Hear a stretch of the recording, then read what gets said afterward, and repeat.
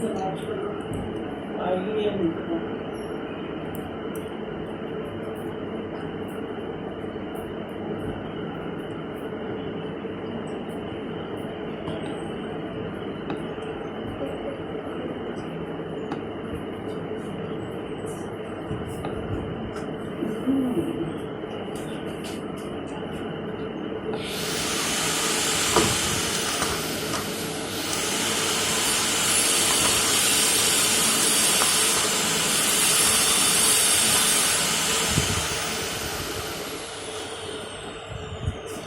यहाँ से करना था ना 25। आंसर है 1 एम्पियर। इसमें करंट भी निकालना था। 1 एम्पियर का मतलब है 10 आया आंसर आर का। R = 10। आपका कराई नहीं क्यों? मैं क्वेश्चन बता रही हूँ। क्यों नहीं उठा रहे थे? आपसे ही आप कॉपी कर रही थी। तो आप क्या करोगे? मेरा वो मैं कर रही हूँ। कर लोगे।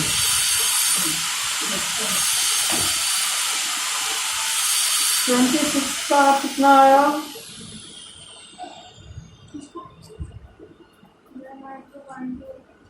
मतलब सेकंड का कितना आया? 8। चलो गलत है। थर्ड का गलत है। अच्छा थर्ड भी गलत है।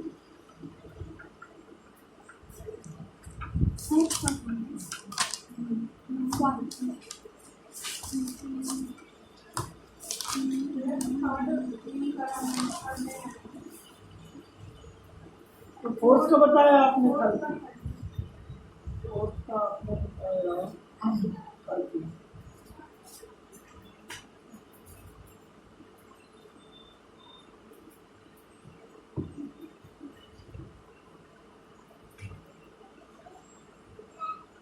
चलो मैं खुद ही कर दूँ। चेक करें।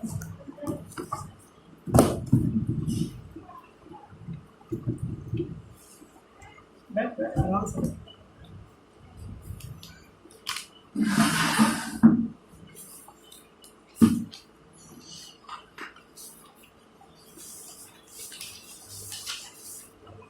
नहीं आई तो नहीं आई, जबकि मैंने कहा था क्लास छोड़ना नहीं।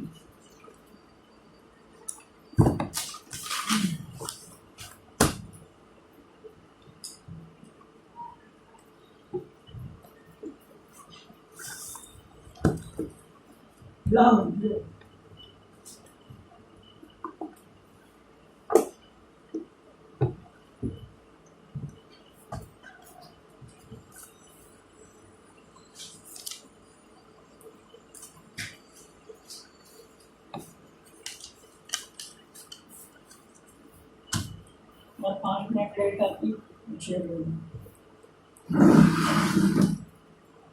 5 मिनट और लेट आती और आगे होगी।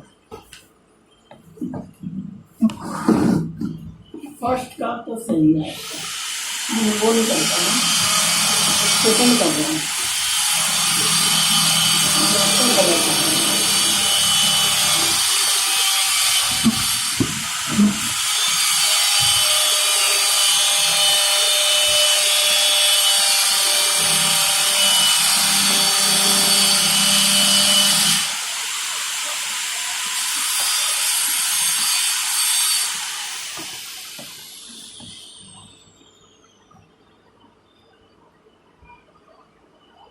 One, 2, 3.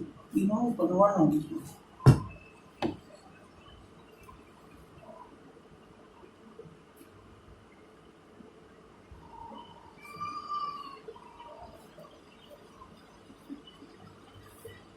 दो नीचे, दो ऊपर।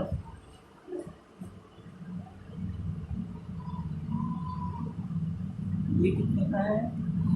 ऊपर वाला भी 1 ओम का है और नीचे वाला भी 1 ओम का है।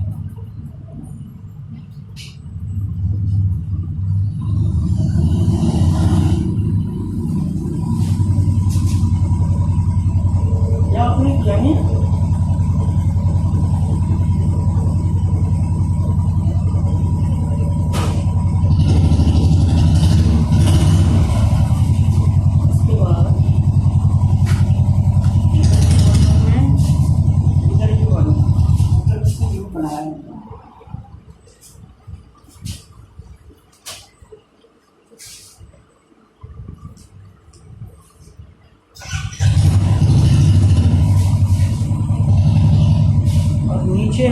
1 ओम है, सारे 1 ओम है।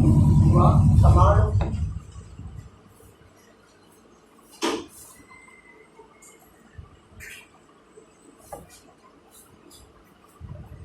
कमाल हो गया जी ये तो। और ये ए है और फिर बी है।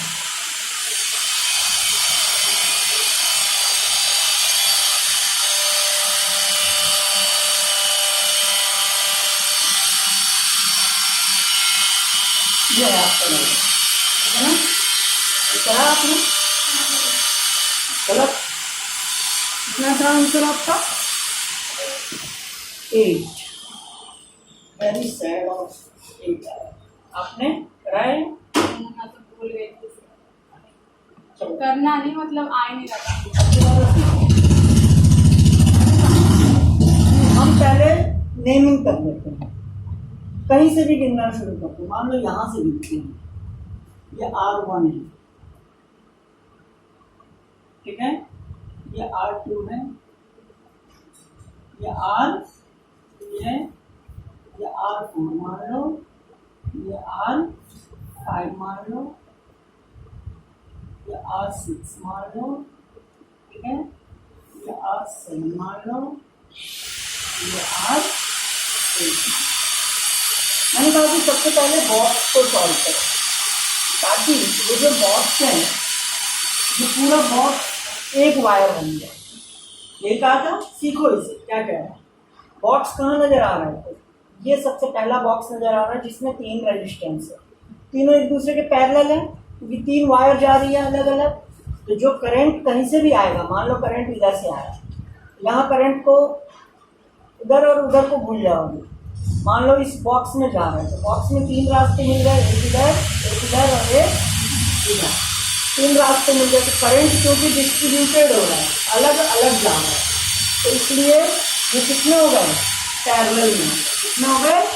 पैरेलल में हो गए। और सबकी वैल्यू कितनी है? 1 ओम है। सबकी वैल्यू कितनी है? 1 ओम है, ठीक है। सबकी वैल्यू 1 ओम है, जितनी रेजिस्टेंस है सबकी वैल्यू 1 ओम। कमाल की बात तो देखो, इतना सिंपल दिया 1। और 7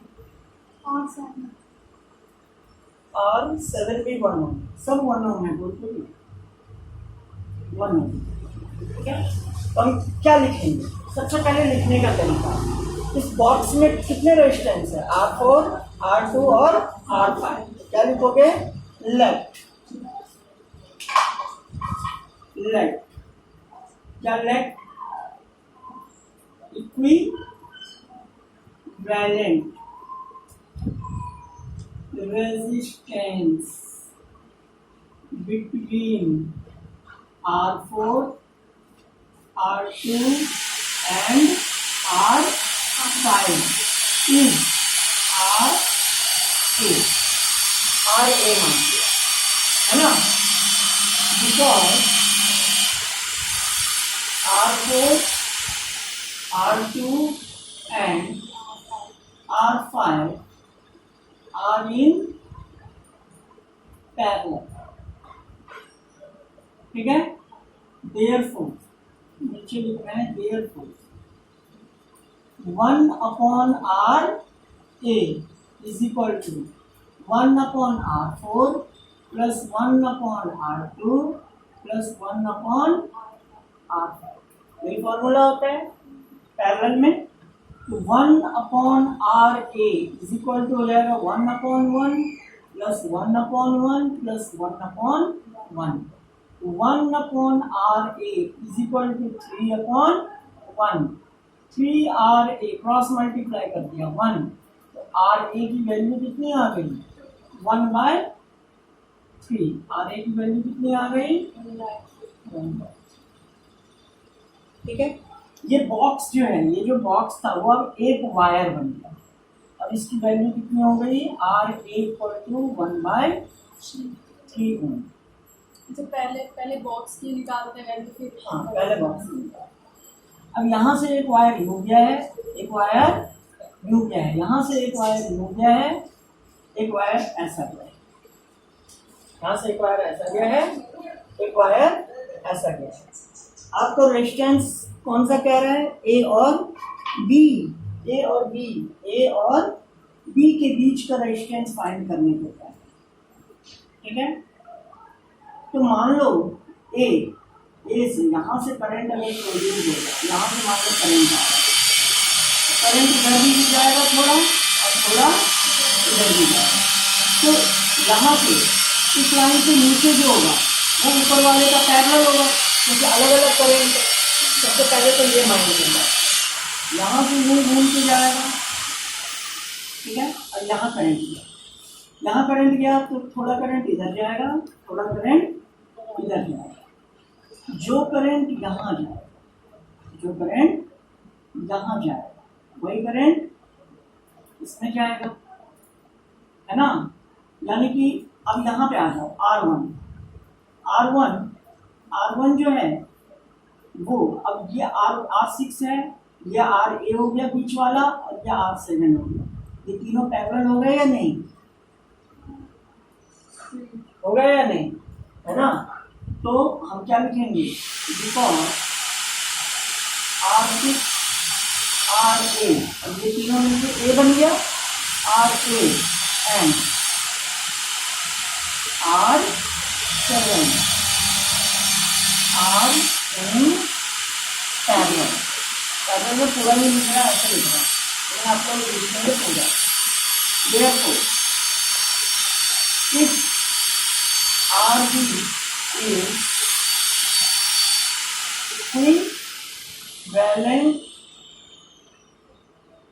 resistance between R6, RA and R7, ठीक है, तो क्या होगा, 1/RB इज इक्वल टू क्या हो जाएगा, 1/R6 plus 1/RA plus 1/R7, है ना। तो ये वैल्यू निकली, तो 1 है, ये 1/3 है, और ये भी 1 है, तो एलसीएम 3 हो जाएगा,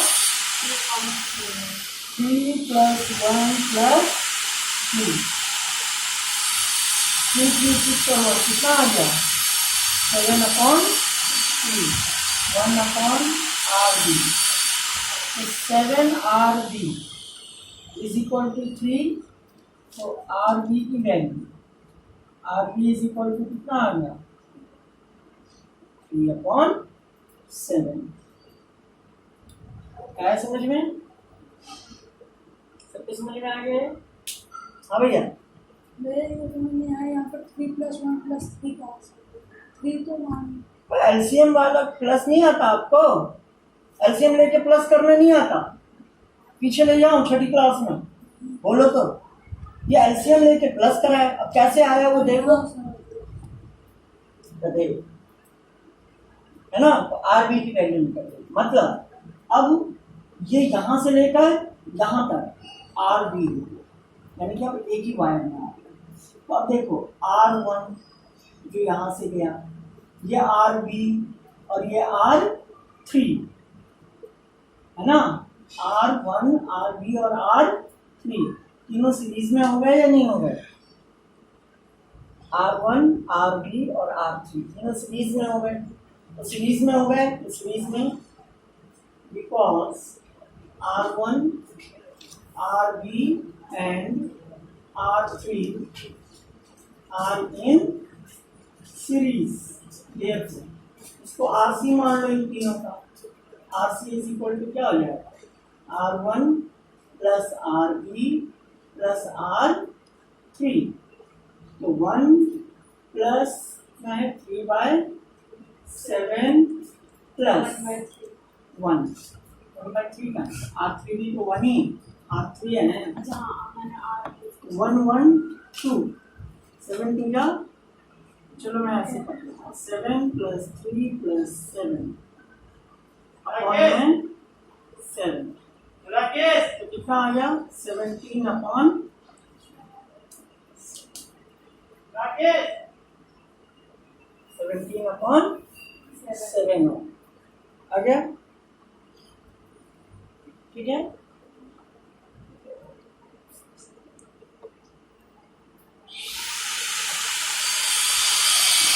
11/16.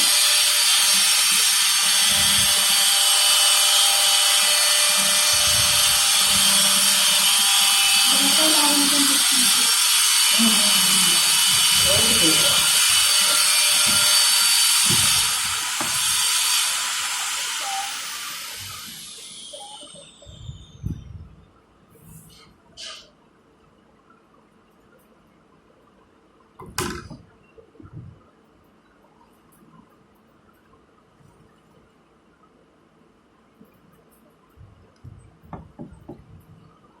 अब ये हमारा आर 8 रह गया, ठीक है।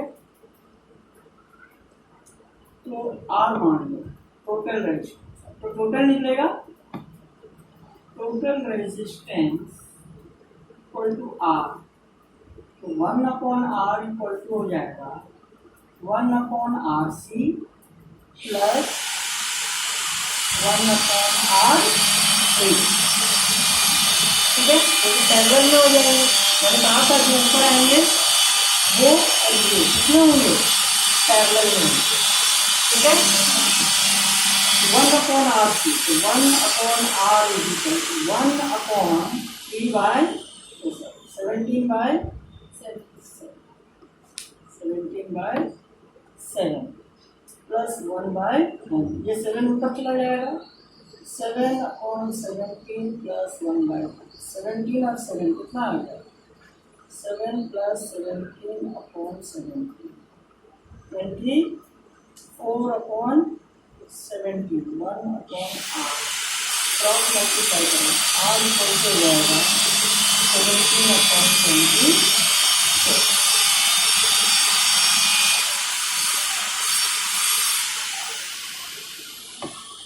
एक मिनट,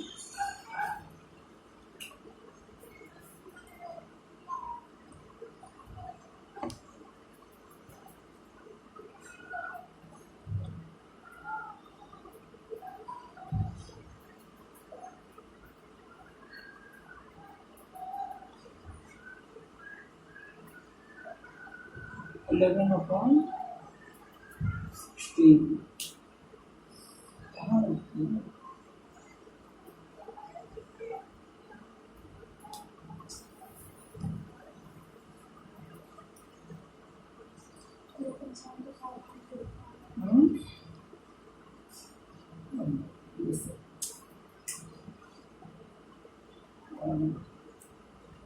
R6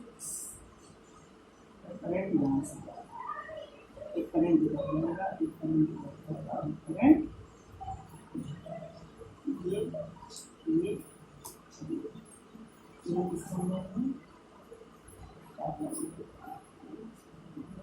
R6 RA और R6 RA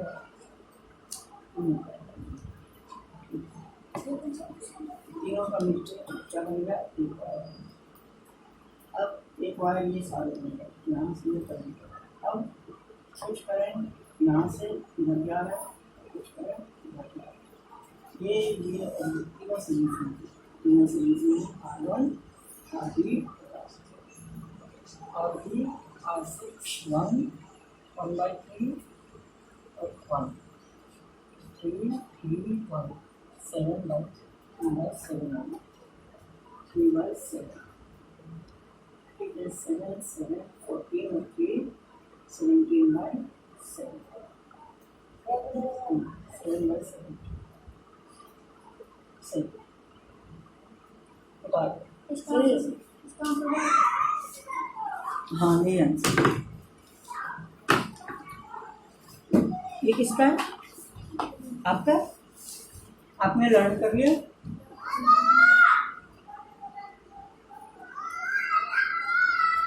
सर बैठिए सर, टाइम क्या हो रहा है सर, हैं नहीं खाना, हाँ भाई बैठ।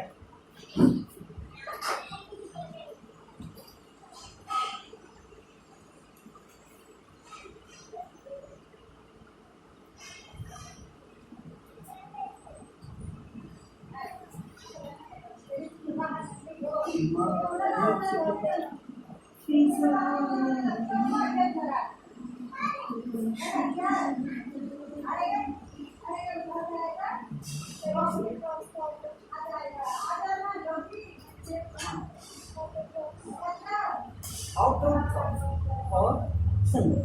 चैप्टर कौन सा पढ़ रही हो? Nutrition in plant. सबसे पहले न्यूट्रिशन क्या होता है?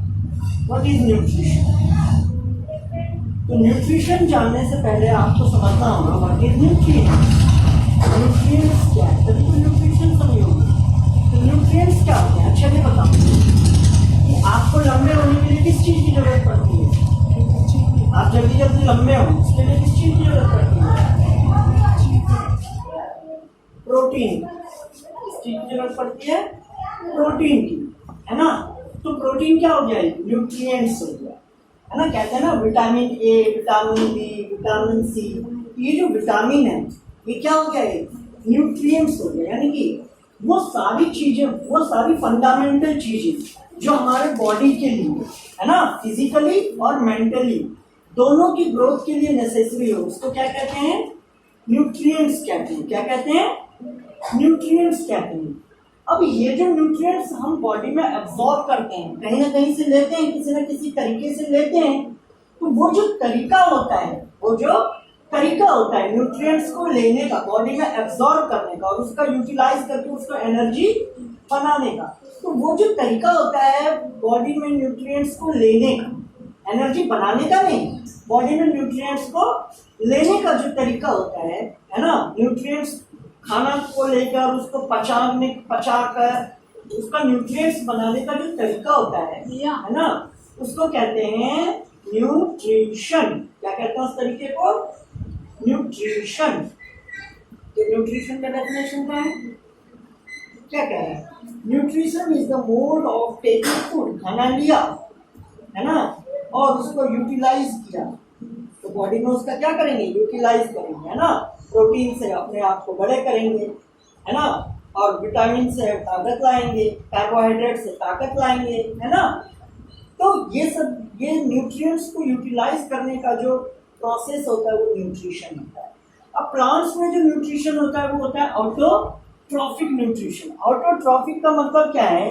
क्या प्लांट्स गैस बुक करवाता है? क्या प्लांट्स कुकर में खाना बनाता है? हैं? क्या प्लांट्स सब्जियां काट के लाता है? क्या प्लांट्स किसी का मर्डर करके उसे खाता है? आई मीन मर्डर करने का मतलब मेरा मर्डर से नहीं था, जैसे हम लोग बकरे को मार देते हैं, पक्षियों को मार देते हैं, है ना, मुर्गे को, ऐसे क्या प्लांट्स करता है? नहीं करता है। इट मीन्स व्हाट कि प्लांट्स जो है वो जो क्या कहते हैं हमारा ऑर्गेनिक सब्सटेंस होता है ना, कार्बोहाइड्रेटिक जो चीजें होती हैं, है ना, सैचुरेटेड और अनसैचुरेटेड चीजें जो होती हैं वो यूज नहीं करता। वो क्या चीज यूज करता है? वो यूज करता है लाइट की एनर्जी यूज करता है, वाटर यूज करता है, मिनरल्स यूज करता है ना। उसके पास क्लोरोफिल होते हैं, तो लाइट की एनर्जी को एब्जॉर्ब करके, जैसे हम गैस से खाना बनाते हैं तो वो लाइट को एब्जॉर्ब कर लेते हैं क्लोरोफिल से, है ना, और फिर उस प्रोसेस से, फोटोसिंथेसिस प्रोसेस से वो खाना बनाते हैं। ये जो प्रोसेस है वो होता है ऑटोट्रॉफिक। अब समझ में आया क्या? तुम्हें भाषण देने के बाद और हेटेरोट्रॉफिक जो हम लोग करते हैं, क्योंकि हम लोग किस पे डिपेंड होते हैं? किसी और पे डिपेंड होते हैं, प्लांट्स पे डिपेंड होते हैं, एनिमल्स पे डिपेंड होते हैं, तभी हम खाना खा पाते हैं। तो वो हेटेरोट्रॉफिक न्यूट्रिशन। दोनों को पढ़ो, समझ में आता है। बता दो नहीं, ये जो 3/4 ये नहीं, ये नहीं उतार। ये तो मैं जस्ट सोच रहा था कि क्या है, देख रहा।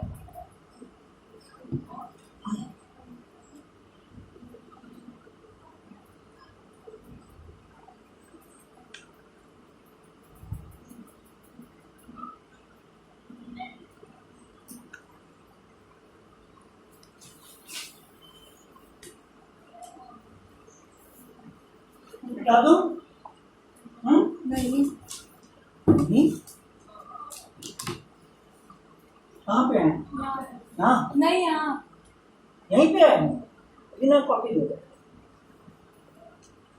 टेंशन मत लो, इना की राइटिंग अच्छी, समझ में आया।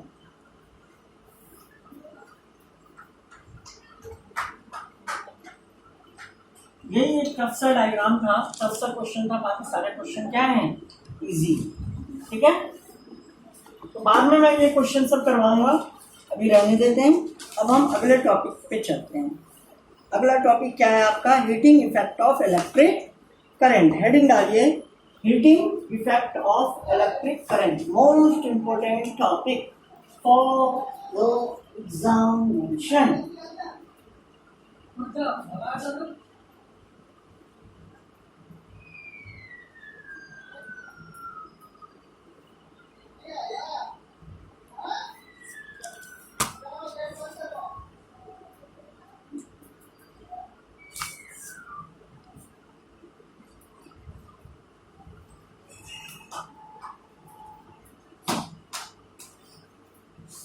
Heating effect of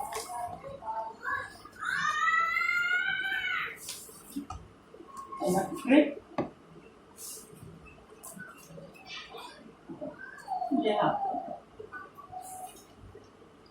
अच्छा कभी आपने सुना है, मतलब फील किया है, देखा है कि अगर आपका टेलीविजन बहुत देर तक चल रहा है, या बल्ब बहुत देर तक जल रहा है, या कूलर बहुत देर तक चल रहा है, या पंखे बहुत देर तक चल रहे हैं, वो गर्म हो जाता है। देखा है ना, फील किया है ना, तो वही आपका हीटिंग का। कोई भी इक्विपमेंट जो होता है, इलेक्ट्रिकल इक्विपमेंट, जो कोई भी इलेक्ट्रिकल इक्विपमेंट है, वो अगर बहुत देर तक क्या हो, चले, किसके हेल्प से, इलेक्ट्रिसिटी के हेल्प से, तो उसमें भी क्या प्रोड्यूस हो जाता है, हीट प्रोड्यूस हो जाता है, तो वो होता है हीटिंग इफेक्ट ऑफ करंट। यानी कि करंट भी क्या प्रोड्यूस करता है, हीट प्रोड्यूस करता है।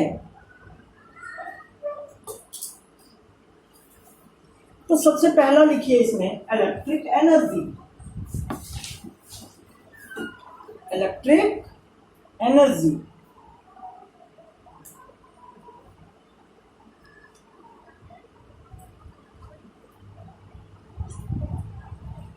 अब बताओ कि अगर हम किसी कंडक्टर में इलेक्ट्रिसिटी फ्लो करते हैं, किसी कंडक्टर के थ्रू इलेक्ट्रिसिटी फ्लो होता है, तो उस कंडीशन में क्या होता है, हमें क्या लगाना होता है, एनर्जी लगानी होती है या नहीं लगानी होती। तो वो जो एनर्जी लगती है वो कौन सी एनर्जी होती है, इलेक्ट्रिकल एनर्जी। कौन सी एनर्जी होती है, इलेक्ट्रिकल एनर्जी, है ना। तो क्या लिखोगे, लिखो when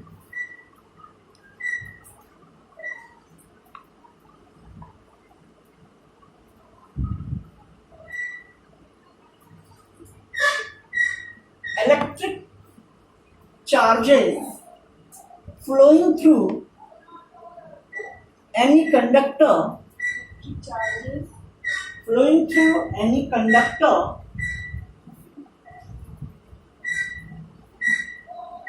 when electric charges flowing through any conductor, comma लगाओ, some energy can be utilized during this process. Some energy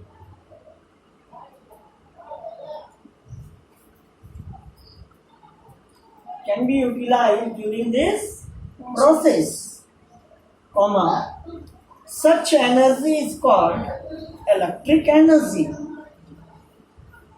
process के बाद, प्रोसेस के बाद लिखो भाई, क्या है प्रोसेस के बाद, आप पेन में दे रहा हूँ, उसे लिखो।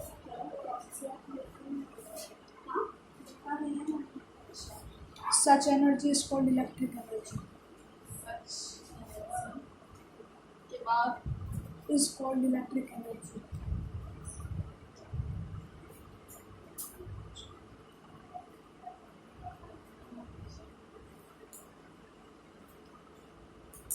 Such energy is called Electric energy. electric energy. Okay? If Next, इसी के बाद से आप नीचे से, इसी टॉपिक में नीचे से, if V for when, if V is potential between ends of conductor, between E and DS, ends of conductor, यानी कि मान लो ये वायर है, ये वायर है, ठीक है, मान लेते हैं ये वायर है, तो इसका एक ये पॉइंट होगा और एक ये पॉइंट होगा, यही तो एंड हुआ, एक ये एंड और एक ये एंड। तो यहाँ पे पोटेंशियल V1 है और यहाँ पे पोटेंशियल V2 है। तो ये जो एंड्स का जो इक्विवेलेंट पोटेंशियल है, इनका जो इक्विवेलेंट पोटेंशियल होता है वो क्या हो गया, V हो। Have you got it? तो V जो है वो पोटेंशियल, ठीक है, comma Q, Q for what, Q क्या होता है, charges, Q is charges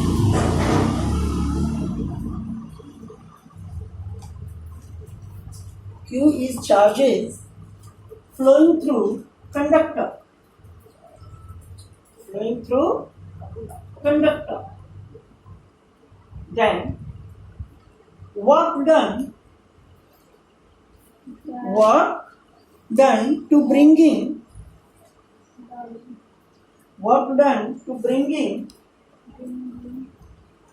Q coulomb charge, Q for queen, Q coulomb charge from one end to another end,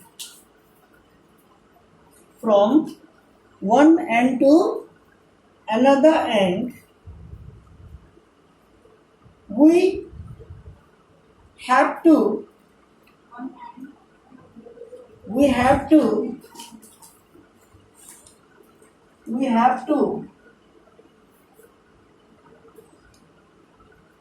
use some energy.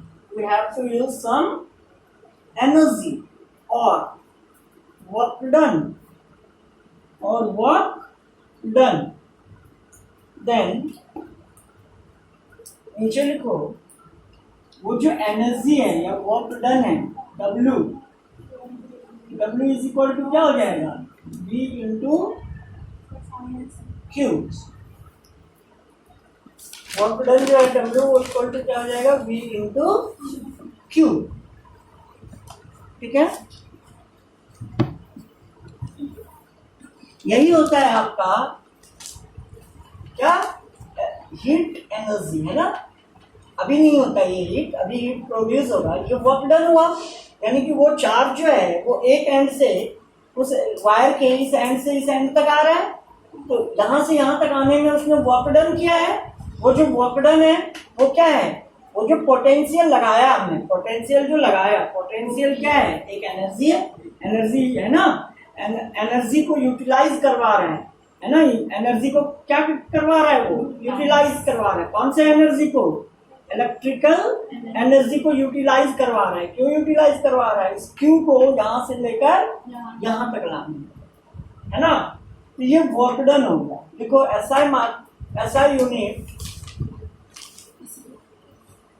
SI unit is joule, SI unit is joule.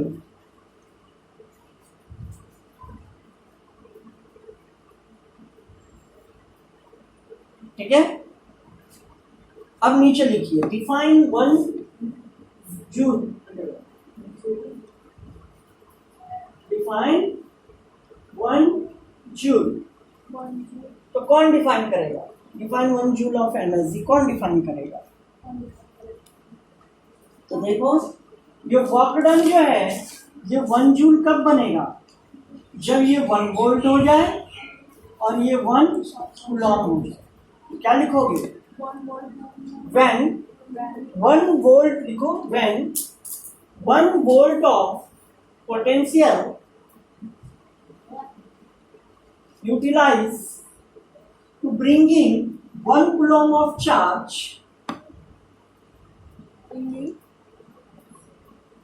that 1 volt of potential utilized to bringing 1 coulomb of charge from one end to another end,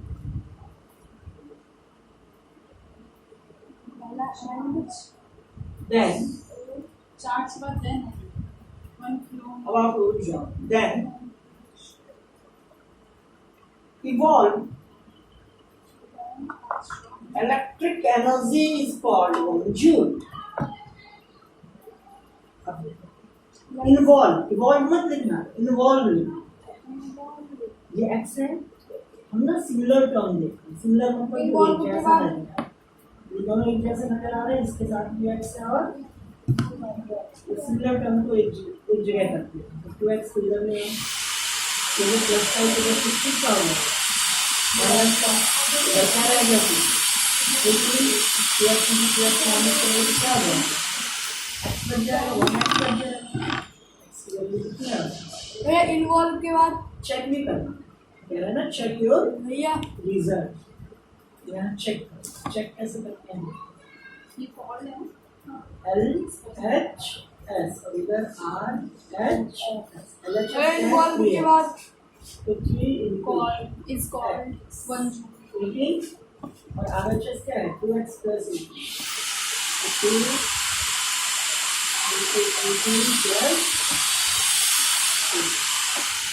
जहाँ x का वहाँ क्या रख दिया, 18 रख दिया, क्योंकि x की वैल्यू कितनी आ गई, 18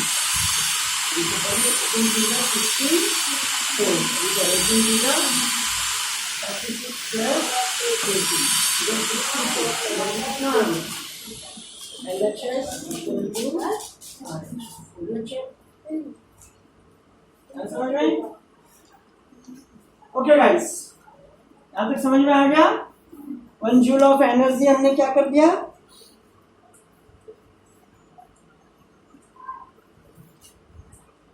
चलो अब इसका और देखते हैं। अब देखो W is equal to V into Q, और हमने पढ़ा हुआ है V इज इक्वल टू क्या होता है, I इंटू R होता है। तो W का एक और फॉर्मूला आ जाएगा, I R Q आ जाएगा या नहीं आ जाएगा, एक ये फॉर्मूला था W का, एक ये फॉर्मूला आ गया W का, है ना।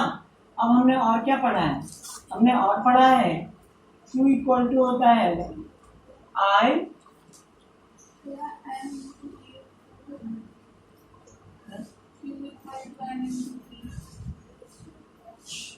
N Q equal to N into E। चलो ये यहाँ से फॉर्मूला बन जाएगा, तो W इज इक्वल टू हो गया I R N into formula. और क्या पढ़ा हुआ है हमने, और हमने पढ़ा हुआ है Q इज इक्वल टू क्या होगा, I इंटू T पढ़ा हुआ है हमने, Q is equal to I into T, क्योंकि हमने ये फॉर्मूला पढ़ा था इलेक्ट्रिक करंट का, I is equal to Q upon T, याद है। तो अगर Q की वैल्यू निकालोगे तो I इंटू T हो जाएगा या नहीं हो जाएगा, तो जहाँ पे I है, जहाँ पे Q है, वहाँ पे क्या रख सकते हैं, तो W is equal to I R into I T, Q के बदले I T आ गया, Q के बदले आ गया, ठीक है। तो I 2 बार हो गया, एक और फॉर्मूला बन गया क्या, I स्क्वायर R T। अब देखो R का हमने एक फॉर्मूला पढ़ा हुआ है, R इज इक्वल टू क्या होता है, V अपॉन I, तो फिर यही फॉर्मूला बन गया, I इज इक्वल टू हमने क्या पढ़ा हुआ है, V अपॉन R पढ़ा हुआ है। तो देखो W इज इक्वल टू, जहाँ I है वहाँ V अपॉन R रख सकते हैं, ये V square upon R square हो जाएगा, और इंटू R T है, एक R से एक R क्या हो गया, W is equal to V square T upon R। ये फॉर्मूला, ये सारे फॉर्मूले आपको लर्न होने चाहिए, किसी भी फॉर्मूले पे क्वेश्चन आ सकता है, कोई भी तीन वैल्यू गिवन होगा और एक वैल्यू आपको निकालना, ये हमेशा याद, ठीक है। और हमने क्या पढ़ा है, और हमने एक आर आर का फॉर्मूला पढ़ा हुआ है, क्या आर इज इक्वल टू होता है वी अपॉन आर। तो देखो W is equal to V square T upon V upon R. तो वी से स्क्वायर कट गया, ये आई ऊपर पहुंच जाएगा। डब्ल्यू का एक और फॉर्मूला बन गया, क्या वी आई टी। बन गया या नहीं बन गया, वी आई टी। इन सब पे जो क्वेश्चन आते हैं कितने मार्क्स के आते हैं? 2 मार्क्स के। समझ में आ गई बात? ये सारे फॉर्मूले ऐसे बन जाते हैं, V square T upon R, V square T upon R, V square T, सारे फॉर्मूले हो गए। ठीक है, I square R T, I square R T, सारे फॉर्मूले हो गए। बस इतना ही फॉर्मूला, ये सब फॉर्मूले हैं इसके, वो डन के।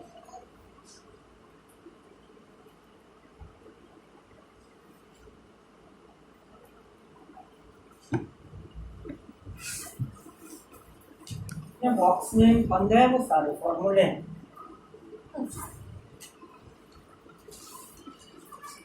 तो वो फॉर्मूले कैसे आए, वो रीजन मैंने ब्रैकेट में लिखे हुए, इसलिए रीजन साथ में लिख लिया।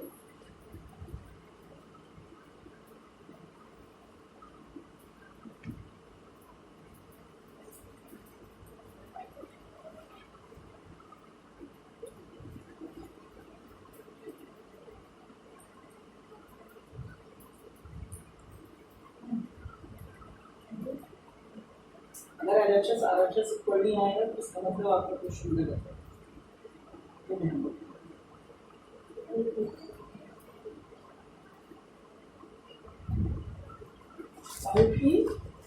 अपॉन में क्यों नहीं जाएगी, माइनस में क्यों टी जाएगा या अपॉन में जाएगा, है क्या नहीं है?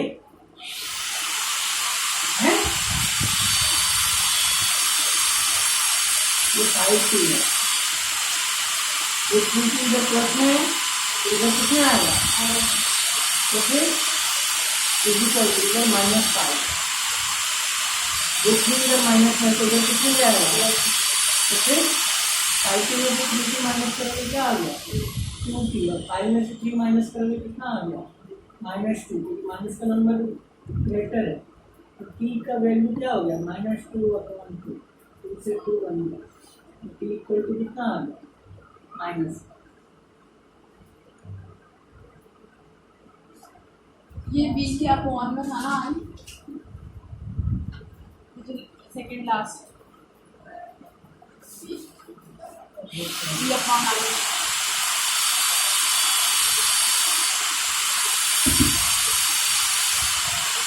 और कर दो,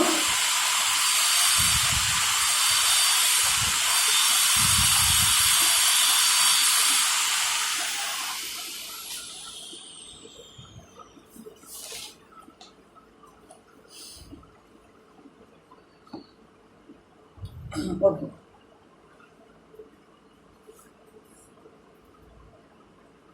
देखिए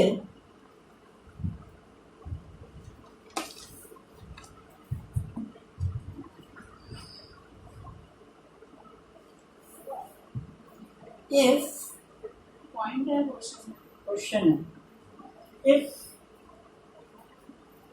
any conductor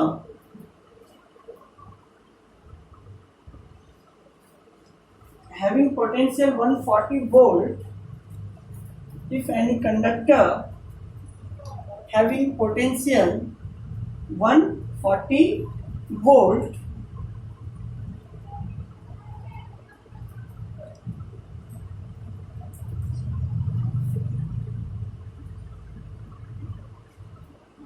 comma bringing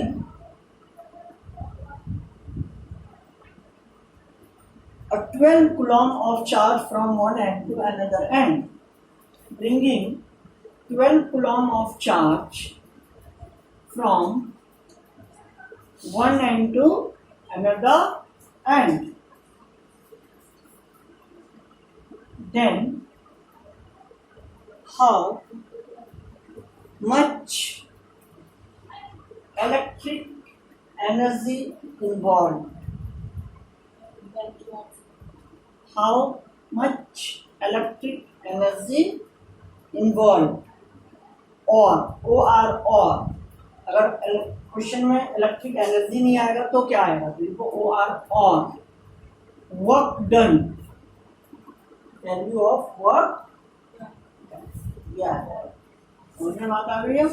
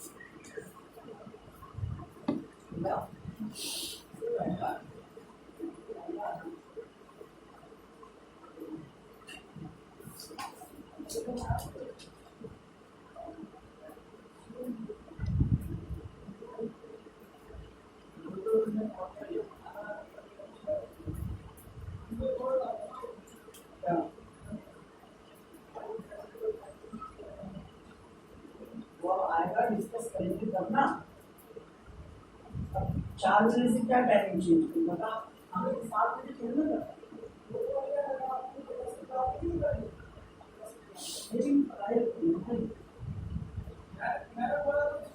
4 बजे सोने का टाइम होता है, शाम हो जाता है।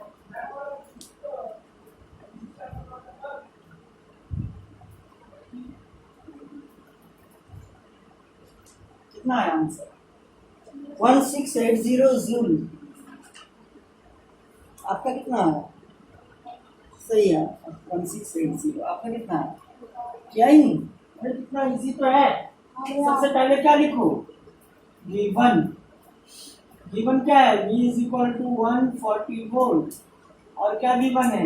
Q is equal to 12 coulomb. भैया आगे 1680 V इंटू Q, दोनों को मल्टीप्लाई कर दो। आप तो गया 1 मार्क्स में आता है क्वेश्चन, 1 मार्क्स से ज्यादा का नहीं है। नेक्स्ट क्वेश्चन लिखो।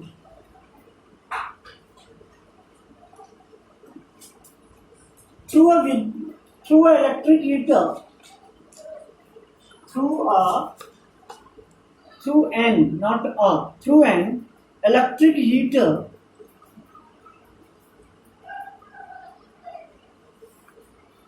3 ampere of electric current flowing in 20 seconds. 3 ampere of electric current flowing in 20 seconds.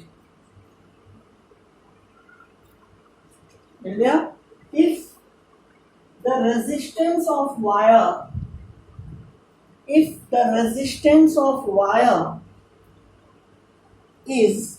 250 ohm,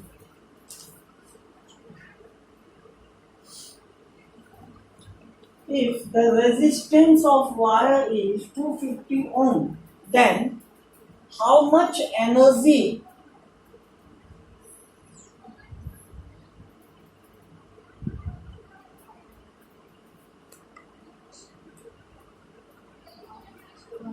should be exhausted?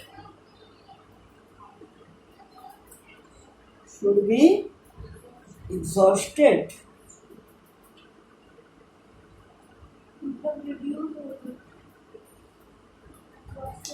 मतलब नहीं है।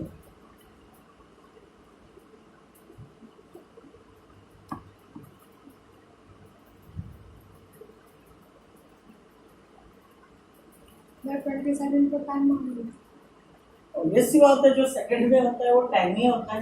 यही सुना है हमने आज तक। देखो इतने सारे फॉर्मूले में कौन सा फॉर्मूला, पहले गिवन लिख लो, तुम्हें पता रहेगा क्या क्या गिवन है, फिर जो फाइंड करना है वो लिख लो, उसके आगे क्वेश्चन मार्क लगा दो, तो पता रहेगा कि क्या फाइंड करना है और क्या क्या गिवन है, तो कौन सा फॉर्मूला यूज हो सकता है। एनर्जी फाइंड, W फाइंड करना है, सिंपल सी बात है। और क्या क्या गिवन है वो वाला फॉर्मूला लगा दो जिसमें ये तीनों हो। आई भी हो, टी भी हो और आर भी हो। वो फॉर्मूला लिखवाया है ना जिसमें आई टी आर तीन हो।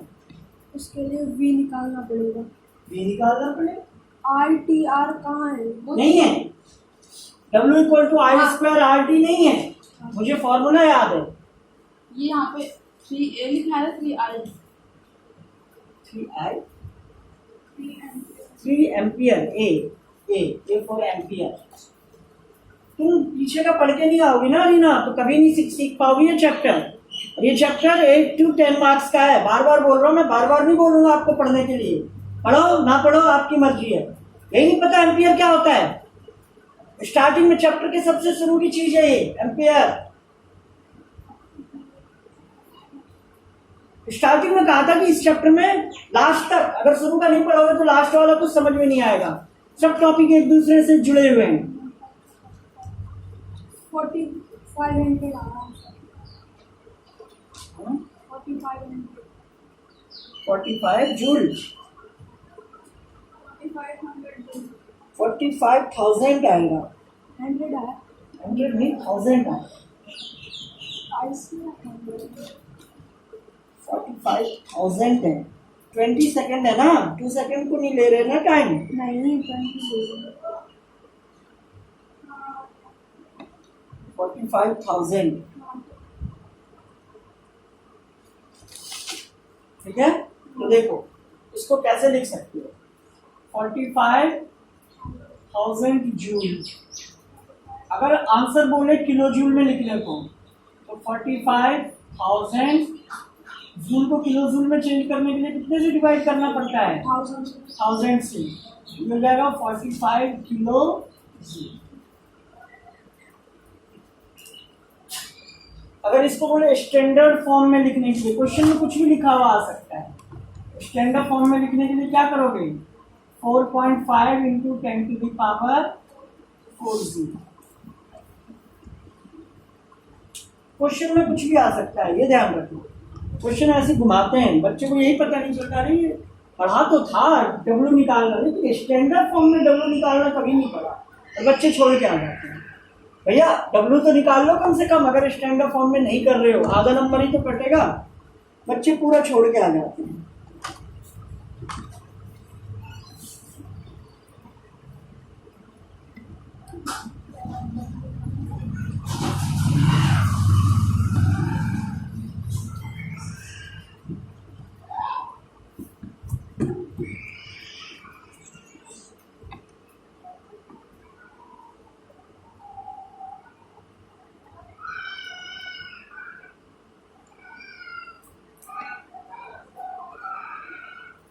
देखो heating effect of electric current, heating effect of electric current और एरो लगा।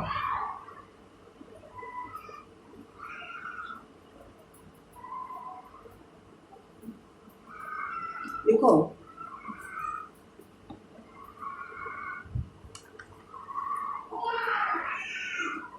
Due to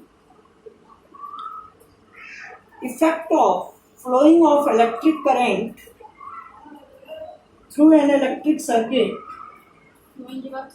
due to effect of flowing of electric current through an electric circuit, due to effect of flowing of electric current through an electric circuit,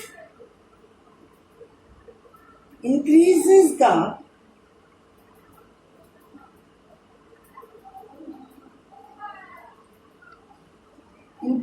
the heat of conductor,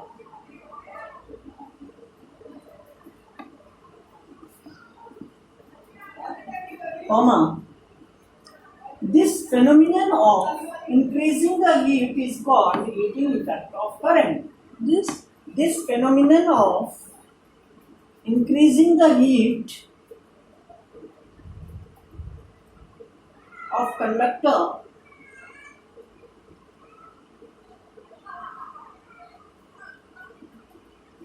is called heating effect of current.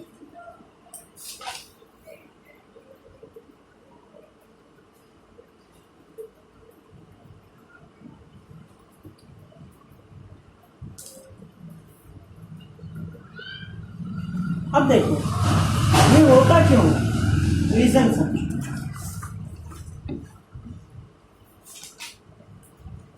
अब ये हमने क्या पढ़ा, अभी हमने क्या पढ़ा है, अभी हमने क्या पढ़ा, अभी हमने पढ़ा कि भैया जब, मतलब इस चैप्टर में हमने क्या पढ़ा था, इलेक्ट्रिक करंट किसकी वजह से प्रोड्यूस होता है, चार्ज की वजह से। चार्ज के अंदर क्या होता है, इलेक्ट्रॉन होता है ना। तो अब मान लो ये कंडक्टर है, ये वायर है, मान लो ये वायर है। इस वायर में इलेक्ट्रिक करंट जो है वो इस एंड से इस एंड तक जा रहा है। तो ये जो वायर है वो किसी न किसी किससे बना हुआ है, मटेरियल से बना हुआ है, किसी न किसी मटेरियल से बना हुआ है या नहीं बना हुआ है।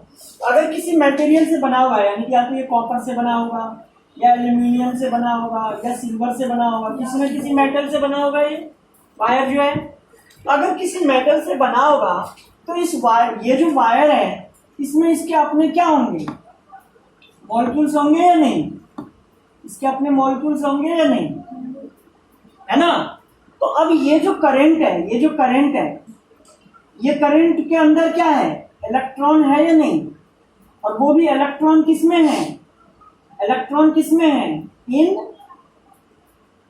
मोशन, इलेक्ट्रॉन फ्लो कर रहा है तो मोशन में है।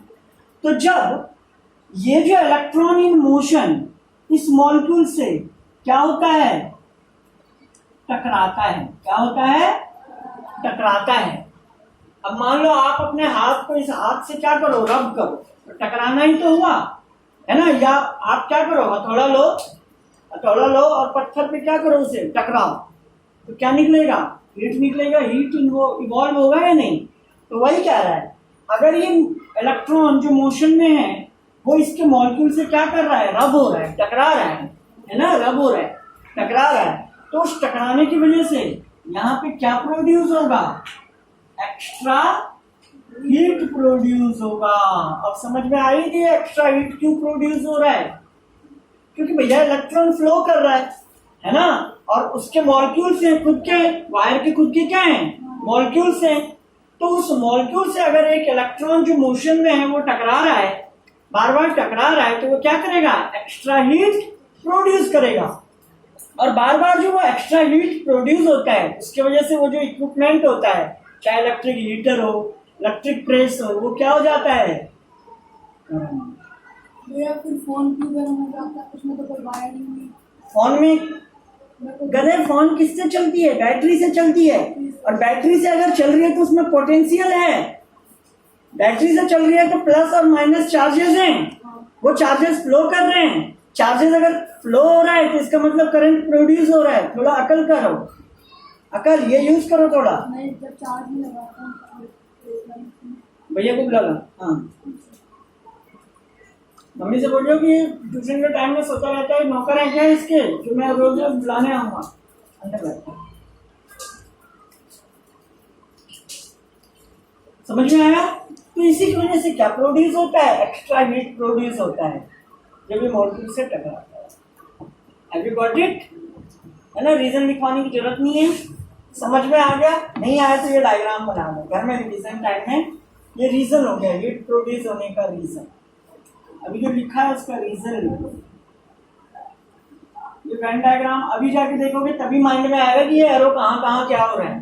बाद में तो नहीं ना, सर के ऊपर से जाएगा। जैसे अभी पढ़ो, इस चैप्टर को शुरू से पढ़ो, मजा आ जाएगा तुम्हें अब पढ़ने में। आज जाके शुरू से पढ़ना, देखना क्या क्या समझ में आता है। इस दिन जाके रेजिस्टेंस वाले क्वेश्चन नहीं करे, अब समझ में नहीं आ रहा था ना करते टाइम। अगर उसी टाइम जाके करती तो समझ में आता या नहीं आता। मैं कहता हूँ उसी टाइम जाके करो। यहाँ से जाते हो तो क्या 1 घंटा और नहीं बैठ सकते घर में? क्या मना करता है कोई? 1 घंटा मन का क्या, अरे मम्मी ट्यूशन से आया, मम्मी अरे बहुत थक गई, पहले आराम करने। मतलब 1 घंटे पढ़ने में इतने थक जाती है, क्या मार्क्स लाओगे आप लोग? मतलब ही नहीं बनता।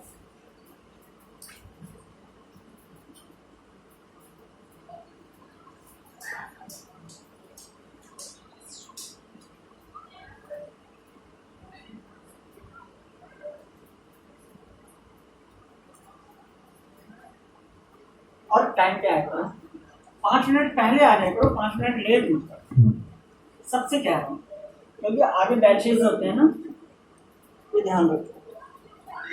और आप टाइम के पैसे देते हो, अगर मैं 15 मिनट आपको कम पढ़ाऊंगा तो आपका राजा होगा, मेरा नहीं।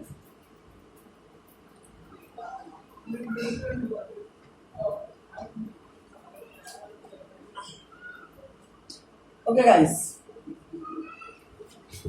देखो, measurement of heat produced in a conductor, measurement of heat produced in a conductor.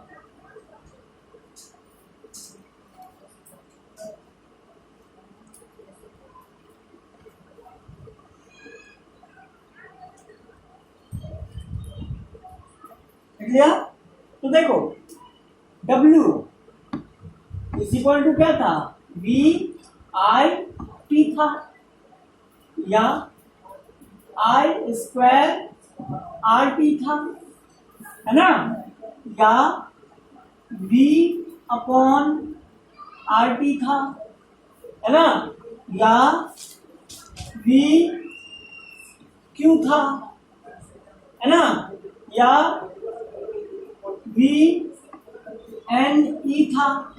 बहुत सारे फॉर्मूले थे, और भी फॉर्मूला था, और भी फॉर्मूला हो सकता है, क्यों नहीं हो सकता। देखो, V को V रहने दो, और Q के बदले क्या रख लो, IT,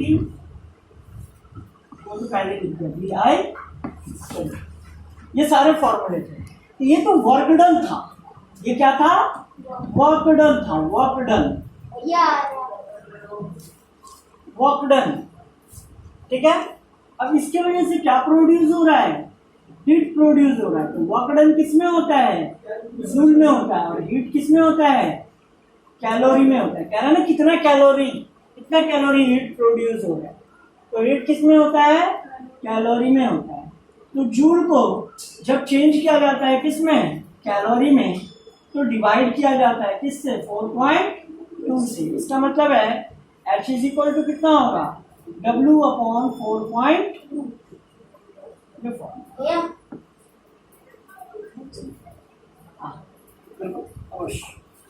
छोटा सा फॉर्मूला है, तो कैलोरी में चेंज हो जाएगा। ओके।